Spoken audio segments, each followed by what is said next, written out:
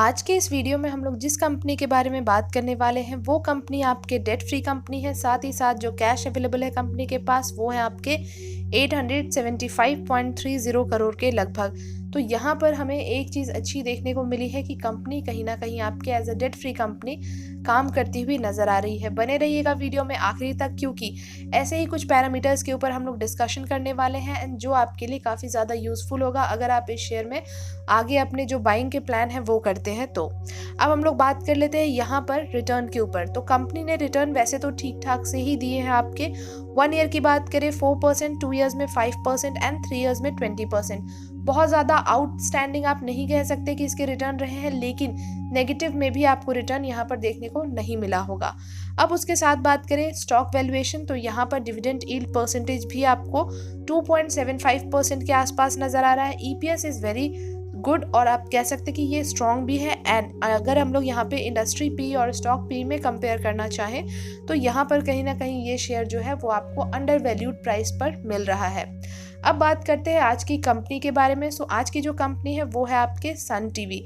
ये कंपनी आपके इंडिया की one of the largest media conglomerate company है, जहाँ से ये आप देखेंगे कि हर एक जितने भी हाउस होल्ड है वहाँ पर इनके चैनल देखे जाते हैं। वहीं अगर बात करें तो ये कंपनी के जो जितने भी चैनल्स हैं वो आपके थ्रू आउट द वर्ल्ड देखे जाते हैं, जैसे USA, Canada, Europe, Singapore, Malaysia and ऐसे ही काफ़ी सारे कंट्रीज़ में। अगर इनके हम लोग प्रोडक्ट की या सर्विसेज या कंटेंट की बात करें तो वो आपके म्यूज़िक बेस्ड होते हैं, news based, comedy, movies, kids, तो ऐसे ही काफ़ी सारे आपके वेरियस काइंड ऑफ इनके पास कंटेंट अवेलेबल है। एंड साथ ही ये भी ध्यान रखते हैं कि हर एक जो आपके डिफरेंट लैंग्वेजेस में भी अवेलेबल हो। सो रीजनल लैंग्वेज के ऊपर भी इनका फोकस बना हुआ रहता है ताकि ये बहुत ज़्यादा से ज़्यादा जितना अपना प्रेजेंस है वो बना सके।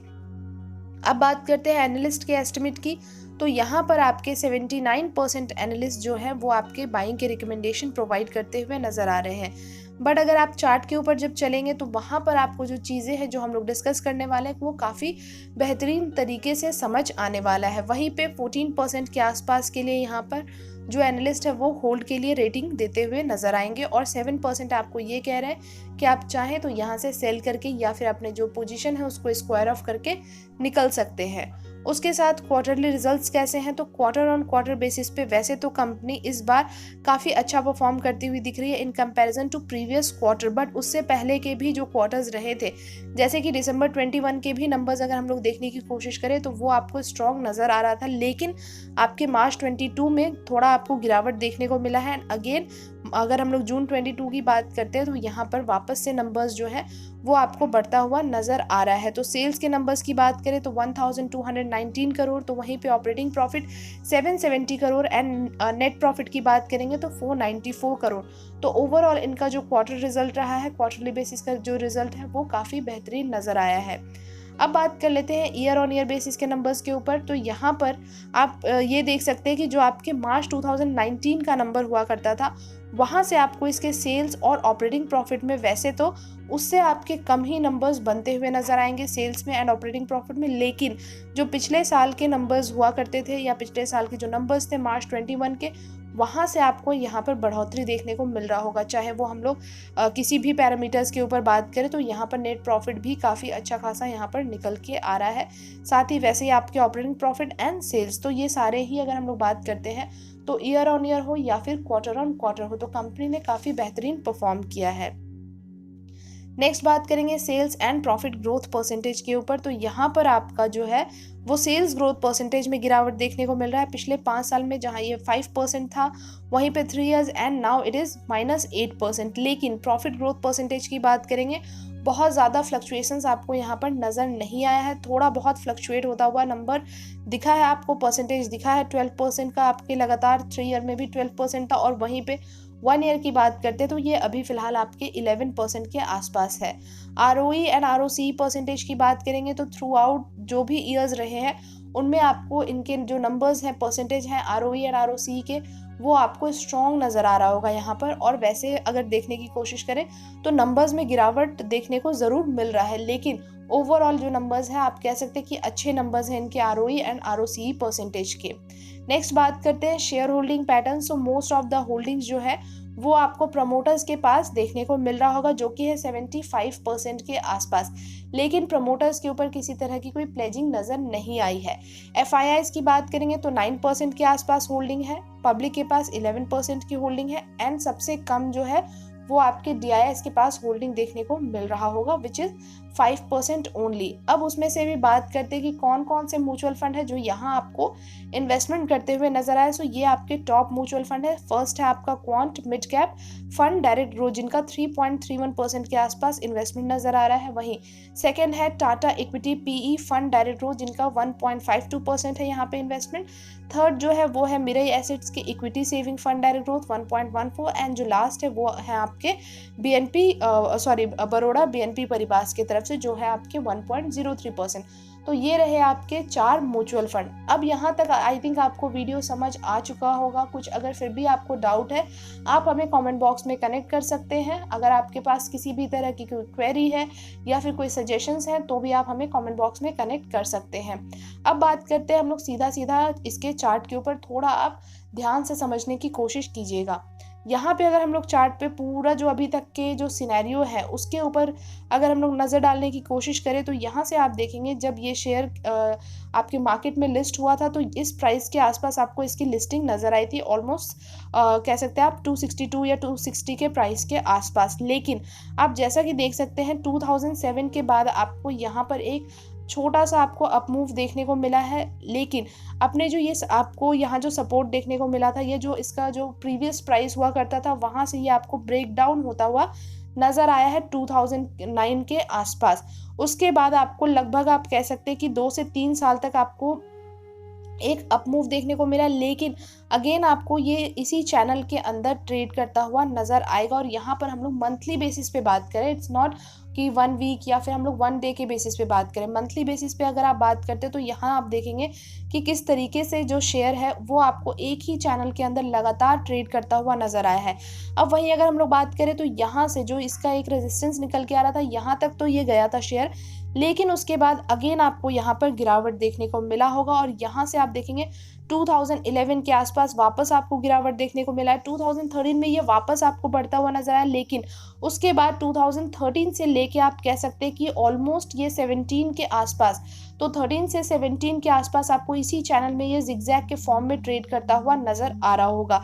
तो ऑलमोस्ट आप कह सकते हैं यहाँ पर कि 260 के जो प्राइस 260 का जो प्राइस था, ये 200 का जो प्राइस है और 500 का जो प्राइस है, इसी के बीच ये आपको लगातार ट्रेड करता हुआ नजर आया और काफ़ी लंबे समय, दैट मीन्स 2007 से अगर हम लोग 2017 की बात करें तो ये काफ़ी ज़्यादा लंबा एक टाइम फ्रेम हो सकता है। और आपको यहाँ पर बहुत ज़्यादा एक पेशेंस चाहिए होता है कि आप इतने लंबे समय तक के लिए किसी भी शेयर को आप होल्ड कर सके।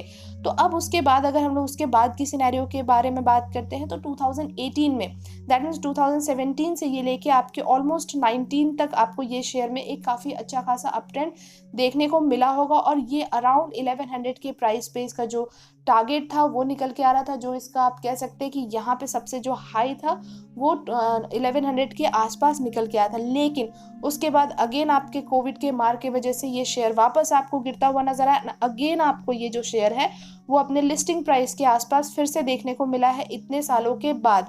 अब यहाँ से अगर हम लोग बात करें तो यहाँ वापस से ये शेयर बढ़ता हुआ नजर आया था, लेकिन यहाँ भी इसने जो अपना रेजिस्टेंस है उसको प्रॉपरली ब्रेक ना करते हुए वापस इसमें आपको एक आप कह सकते हैं कि प्रॉफिट बुकिंग फिर से दिखाई देने लग गया, जो कि 2022 के आसपास जो हमारे अभी जिस तरीके से मार्केट में गिरावट चल रही थी, प्रेशर थे, उसके बाद वॉर था, तो बहुत सारे ऐसे इम्पैक्ट थे जिसके वजह से इस शेयर को काफ़ी ज़्यादा आप कह सकते हैं कि इम्पैक्ट हुआ। और जैसे ही ये शेयर बढ़ने की कोशिश करता हुआ दिख रहा था आपको, तो अगेन आपको यहाँ पर गिरावट देखने को मिला। चाहे अगर हम लोग कोविड की बात करें, चाहे फिर हम लोग अभी जो वॉर है, या फिर जिस तरीके से हमारे मार्केट में प्रेशर बना हुआ था, तो मल्टीपल फैक्टर्स वैसे आते रहे एंड ये शेयर आपको वापस 1100 के प्राइस पर जाता हुआ नज़र नहीं आया है। अब अगर हम लोग देखें तो 2 महीने के यहाँ पे आपके जो सिनेरियो है, 2 महीने से वापस आपको इसमें एक आप कह सकते हैं कि अप ट्रेंड देखने को मिल रहा होगा। ये कोशिश कर सकता है आपको ये ऊपर की तरफ ब्रेकआउट देने का। और यहाँ से जो हम लोग इस चैनल के ऊपर बात करें तो ये आपके 600 के प्राइस से लेके आपके 200 के प्राइस तक का ये जो चैनल है प्रॉपर निकल के आ रहा है। आप चाहें तो आप खुद भी एक बार चार्ट के ऊपर बैठे और खुद से भी एनालिसिस करें कि किस तरीके से इसमें सिनेरियो जो था वो प्रीवियसली बनता हुआ नजर आया। और आप सभी को पता है कि किस तरीके से शेयर मार्केट में जो आपके हिस्ट्री है वो रिपीट होता हुआ नजर आता ही रहता है। तो उन सारी चीज़ों को देखने के लिए आपको एक बार चार्ट पे जाना पड़ेगा और खुद से भी एनालिसिस करनी पड़ेगी। तो अब हम लोग जहाँ पे बात करें कि ये आपके 2 महीने से आपको यहाँ पे एक ब्रेकआउट देखने को मिल रहा है। अब उसके साथ बात कर लेते हैं थोड़ा छोटे टाइम फ्रेम के ऊपर। तो यहाँ से हम लोग जहाँ 1 वीक के टाइम फ्रेम पे बात करें तो जिस तरीके से ये अगेन आपको अपने लिस्टिंग प्राइस पे देखने को मिला है, सो इसका सबसे स्ट्रॉन्गेस्ट जो सपोर्ट है वो आपको देखने को मिल रहा है। उसके बाद अगर बात करें तो जिस तरीके से वापस आपको ये शेयर धीरे से आपको ऊपर बढ़ता हुआ नजर आया और अगेन 600 के प्राइस तक ये टच किया था इसने, एंड ये आपके रेजिस्टेंस निकल के आ रहा है। उसके बाद वापस आपको ये जो शेयर है गिरता हुआ नजर आया जो कि 402 के प्राइस पे, दैट मीन्स आपका वापस से सपोर्ट निकल के आ रहा है। So it's a second support जहाँ पे ये सपोर्ट लेता हुआ नजर आ रहा है। और यहाँ पे जब तक कुछ ऐसा आपके अगेन कुछ वैसी चीज़ें ना हो जाए या फिर जिस तरीके से वॉर था या कुछ ऐसी कोइंसिडेंस ना हो जाए, तब तक ये शेयर जो है वो आपके लिस्टिंग प्राइस जो हमने इसके मेजर जो सपोर्ट की बात करें वहाँ तक तो गिरता हुआ नज़र नहीं आएगा। फिलहाल आपको ये अपने जो सेकंड सपोर्ट है उसके ऊपर ही आपको सपोर्ट लेता हुआ नज़र आया है। अगर हम लोग ट्रेंड लाइन की बात करें तो ऑलरेडी आपको ये जो ट्रेंड लाइन यहाँ से नज़र आ रहा था उसको तो ब्रेक करता हुआ नज़र आया, लेकिन उसके बाद अब यहाँ देख सकते हैं वापस से आपको ये एक ब्रेकआउट देखने को मिल रहा है। तो अगेन अगर ये आपके 600 के प्राइस के ऊपर टिकना स्टार्ट कर दे तो आपके लिए तो बहुत ही अच्छा मौका होगा। लेकिन अगर आप शॉर्ट टर्म के लिए इसमें जाना चाहते हैं तो जो यहाँ पे रिसेंट जो टारगेट निकल के आ रहा है, अगर आप 500 के प्राइस पे यहाँ से आप बाइंग इनिशिएट करते हैं और 600 के प्राइस पे आप निकलना चाहते हैं तो आपके लिए यहाँ से भी आपके शॉर्ट टर्म में भी आपको अच्छा खासा प्रॉफिट निकल के आ जाएगा। अब अगर हम लोग देखें तो 500 से लेके हम लोग जो 600 के प्राइस की बात करते हैं, 1 सेकेंड, जो 500 से 600 के प्राइस की बात करें तो यहाँ पर आपको ऑलमोस्ट 22% के आसपास का जो है वो बेनिफिट या फिर आप कह सकते हैं कि रिटर्न निकल के आ सकता है।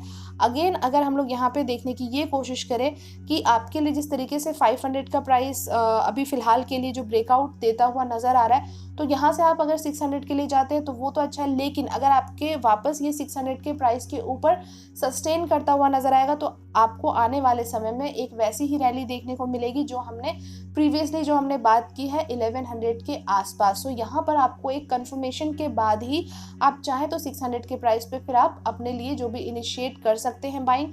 अदरवाइज फिलहाल अगर आप शॉर्ट टर्म के लिए जाना चाहते हैं तो उसके लिए आपका बहुत ही अच्छा समय अभी फिलहाल निकल के आ रहा है। तो आई थिंक हमने वीडियो में बहुत सारी चीज़ें समझाने की कोशिश की है एंड आपको सारी चीज़ें समझ आई होगी।